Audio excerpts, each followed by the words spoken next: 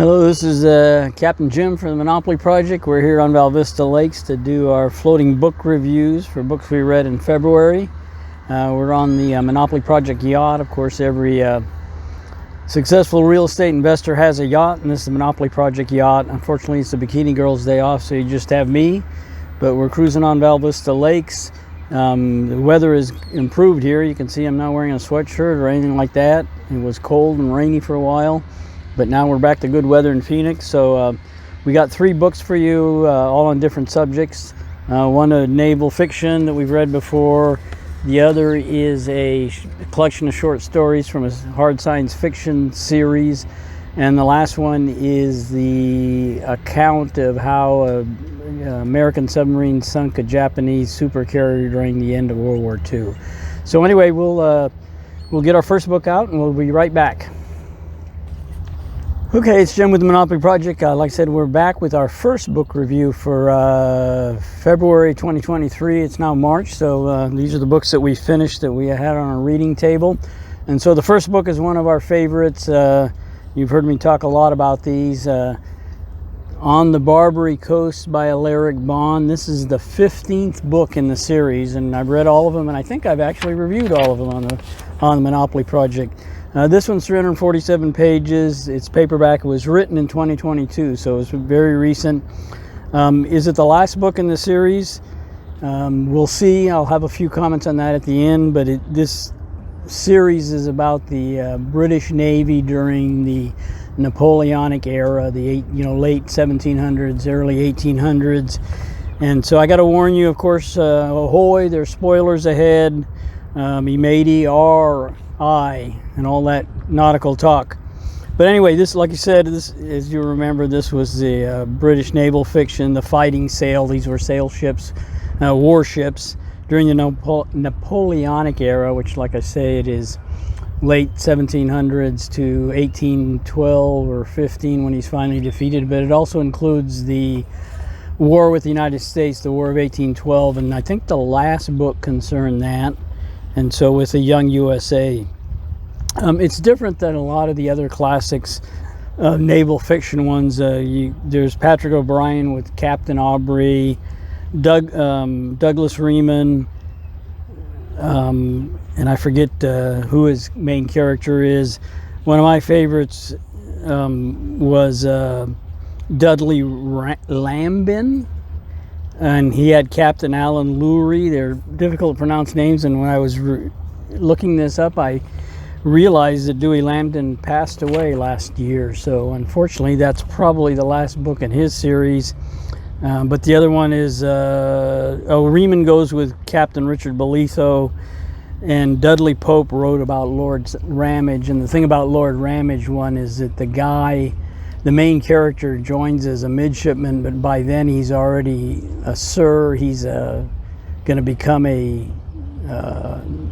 one of the titles, English titles. So he outranks everybody in the Navy, even from a social point of view, even the admirals and such.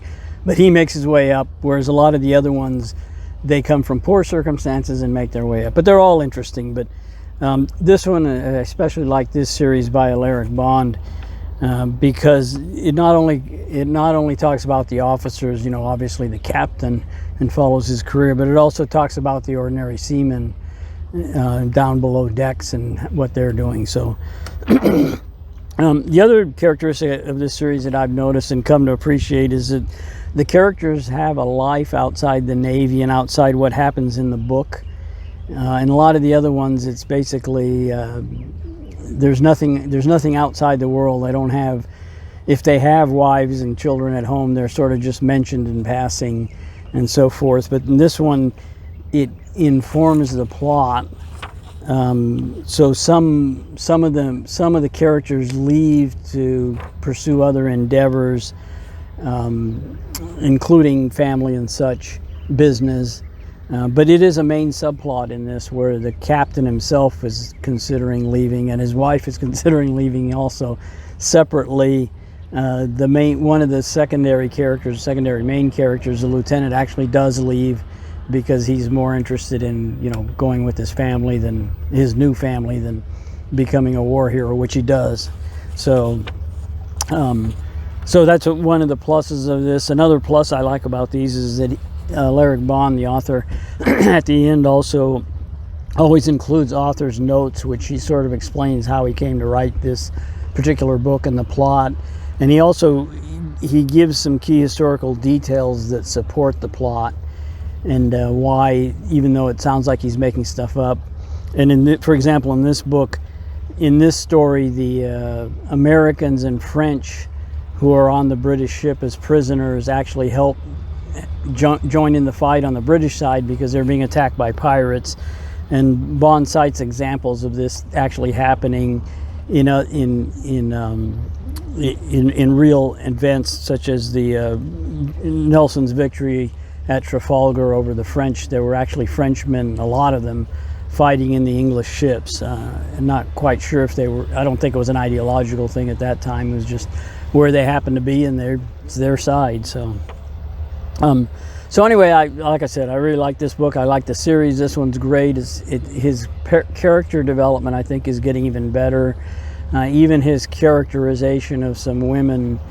Usually these authors who write these naval fiction books are really bad at portraying women or characterizing them, but Bond's pretty good. He's got some strong female characters in the book that have been throughout, and so I like that. And so, going on to my comment about is this the last? No, the author's still alive, unlike Dewey Lambden, who I just mentioned. Alaric Bond is alive and living in England, and he sets up the next story because, again, here's a spoiler, is at the end of this story, the main characters are headed off to France overland from Spain, and of course Napoleon just escaped from his exile island of Elba, so he's going to get back to France. He's going to get back and raise a huge new army, and historically, and then the English are going to defeat him in 100 days or something like that. But anyway, so our beloved characters will be caught in France when Napoleon returns, so it'll be interesting to see what Alaric does with this plot line in hopefully the 16th book in the series. So in any case, that's our review of On the Barbary Coast by Alaric Bond, and we will go on to our next book. Stand by.